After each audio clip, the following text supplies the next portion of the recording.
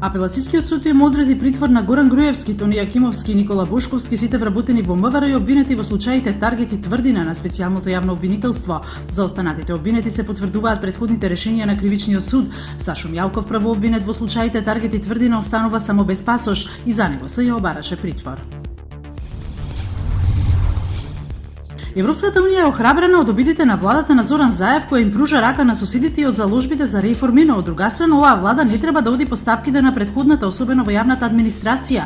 Ова е пораката до македонската влада за време на Советот за стабилизација и асоциација, кој денес по пауза од 2 години се одржа во Брисел.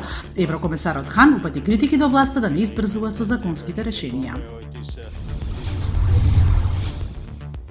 Хрватскиот министер за одбрана Дамир Крстичевиќ поднесе оставка откако претседателката Колинда Грабар-Китаровиќ изјави дека војската можела и порано да помогне во гаснењето на катастрофалниот пожар кај Сплит и дека треба да се спроведе истрага за тоа како избил пожарот и како се проширил.